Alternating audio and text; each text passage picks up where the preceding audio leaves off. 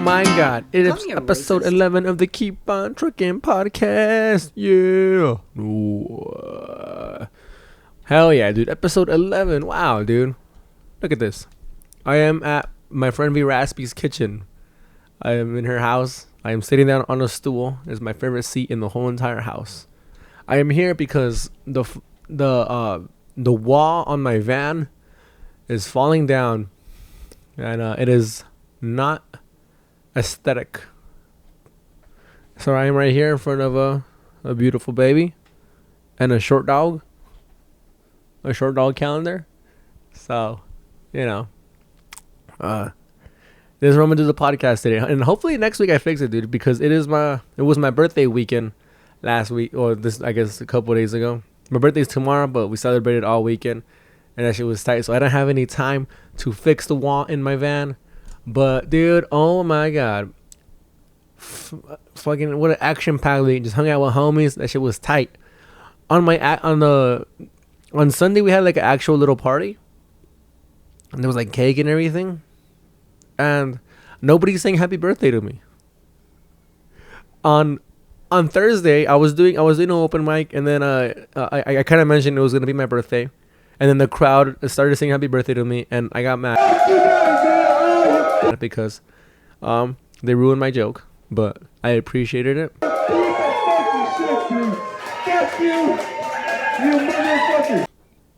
And then on the next day, I was with my friends, like 3 of my friends. We're in front of a bar. We're gonna go play pool, and they sang happy birthday to me, and I got excited and I started breakdancing. Happy birthday to you. Wow. Yeah. And have you ever broke dance to just happy birthday? I have. I served those foods. And then on my actual birthday, with my family and my closest friends, they brought out the cake, and I don't know what the fuck happened, but everybody got awkward, and someone handed me a microphone, and I sang happy birthday to myself.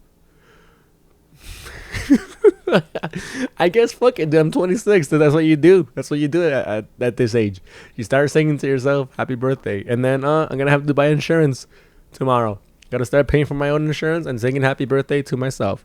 So exciting. I'm here. I'm at Vanessa's apartment, dude. vraspy. We call her vraspy because she has the raspiest voice in the game. And by the game, I mean by the people that I know. And by the people that I know, I mean like 5 people. Dude, she bro, she whenever I have nowhere to go or whatever, she lets me stay in her couch. She always accepts me with open arms. She is the shit. I have a lot of love for her, and I have heard her fart a lot of times. And she never denies it, dude. Like 2 weeks ago, we were arguing about something in front of her grandma's house, and she farted. I heard a noise. It could have been anything. But I said, "Did you fart?" Oh my God, I'm sorry, Mom. I was like, "Did you fart?" And she was like, "Yes." I said that. And she doesn't deny it, and that's an honorable thing to have. That's how you know she's an honest person, because if sometimes when I release a silent one in the car, before people smell it, I tell them like, "Oh, it smells like shit over here, so just roll your windows down or be careful." And then I know it was me that farted, but I don't want to take the blame. But Vanessa, dude, one time we were on her couch, and she was laughing at something, and then she scooted over, and as she scooted over, there was a fart noise, but it could have easily been lied to as a scooting over noise, like or I guess not like that, but you know what I mean. And I was like, "Did you fart?" And she was like, "Yes." Yes, I did. And then we laughed even harder. But dude, one time we were sitting down on the couch, and then I got up, and then when I got up, I went with my mouth. I went, and then she looked at me, and then she started dying laughing, thinking that I actually farted. And then I started laughing that she believed that she really thought that I farted. And as I was laughing, dude, I actually did fart, and my fart sounded exactly to the noise that I made with my mouth.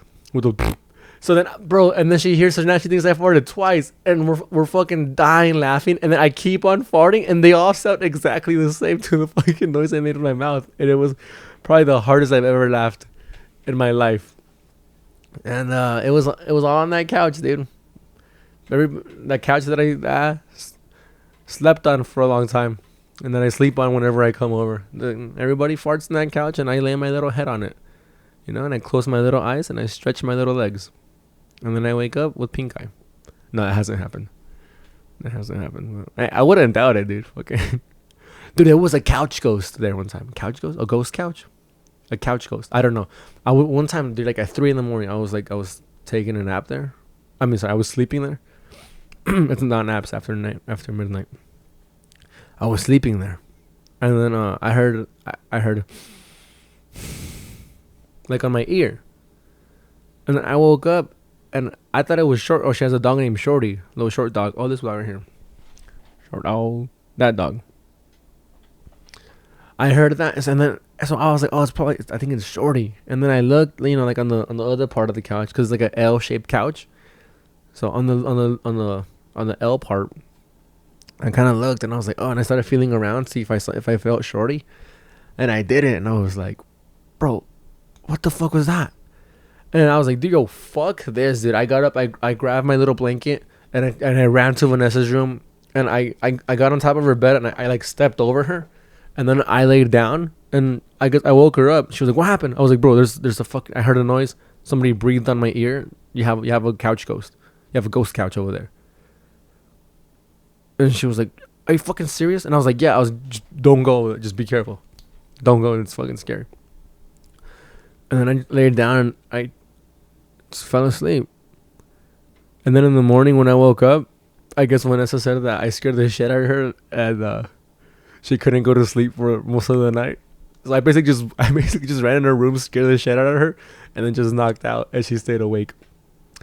And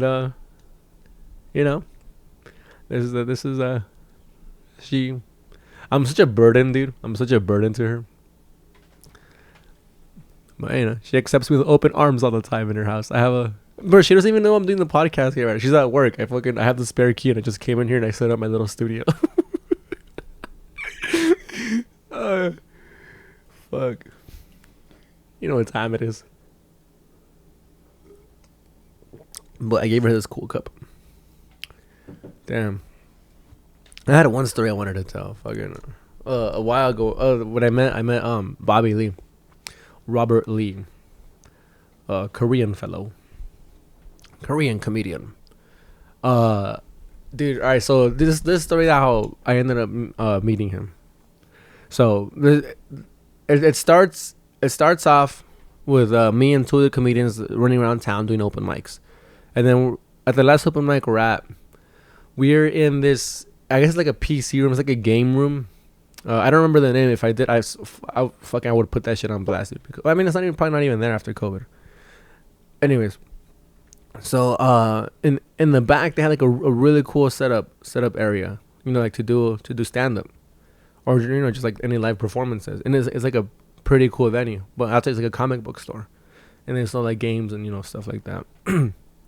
So we're doing the open mic, and then it's I guess it was a PC room. I didn't know, but I'm not like a dirty comic. I don't do like crazy dirty jokes or anything. Sometimes I grab the envelope and I push it, but I don't fucking nothing too crazy. And this is probably like one of the craziest jokes I've done, but the reaction that so all right, the joke is, all right, I never finished working on it, so it's not that funny. So I'm sitting down. I'm sitting in front of a coffee shop. A lady walks up to me. This is the abridged version. A lady walks up to me. She's like, "Oh, hey, what's up?" I'm from the Battered Women's Club. I'm selling chocolates. So it's a fundraiser for the women's club that we're battered. Do you want to donate? And I was like, oh, I don't have any cash. And she's like, oh, come on, like they're cold, they're crispy, they're delicious chocolates. Please donate. And I was like, all right. She's like, it's only $1. And I was like, all right. So I gave her the $1, and then she gives me the chocolate, and it wasn't cold or crispy.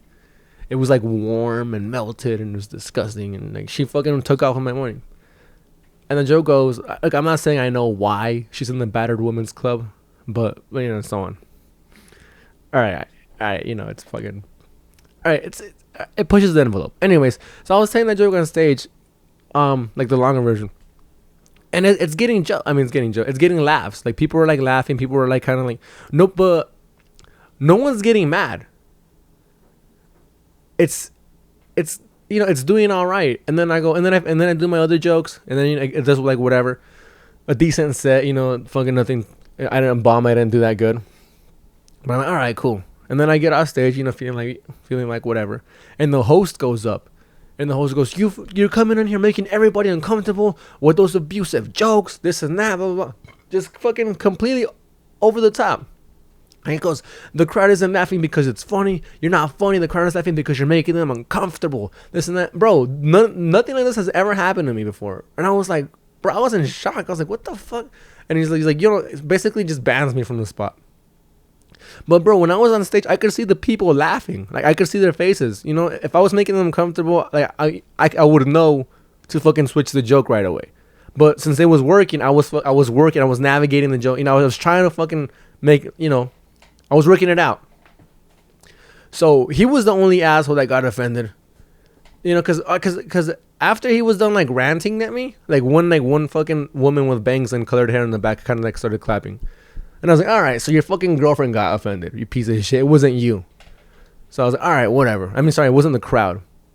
So that shit kind of like really pissed me off. And then I got up and we left my homies. And we ended up going to the Comedy Store, you know, just to hang out on the patio. And we're at the patio just like hanging out, talking. I completely forgot what had happened. And hanging out with another comic. And we see Bobby Lee walk by. You know, it's the comics. You see that shit. You see a bunch of like cool ass comics. You know, just hanging out. And my homie goes, "Hey, Bobby Lee, my friend just bombed really hard and he's thinking about quitting stand-up." I was like, "Hey, bro," I was like, "What the fuck?" Like, first of all, I didn't bomb. And second of all, like, I'm not even thinking about quitting. Like, what the fuck are you? And why are you yelling this out at Robert Lee? And he's like, and then Bobby Lee starts walking over, and I'm like, oh shit. I'm like, all right, fuck you. I mean, yeah, that's tight. And then he comes over and he goes, who's thinking about quitting? You know, and then fucking my homies, they just like point at me, and I'm like, I'm not thinking. And he goes, can I tell you something? And then he tells me a story, but like when he first started doing theater shows,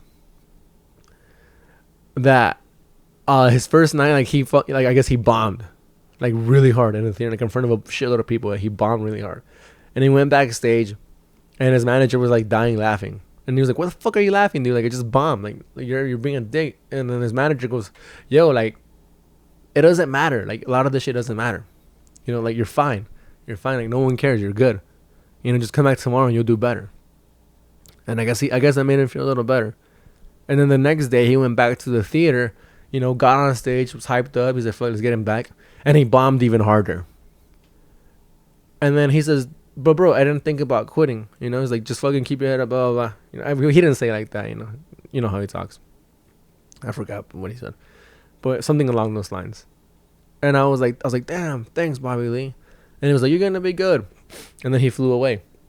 But that's, you know, a good as shit, dude. I mean, that's some shit I try to remember, even though I never even think about quitting. But that's just some decent advice. And the first time I met Bobby Robert Lee.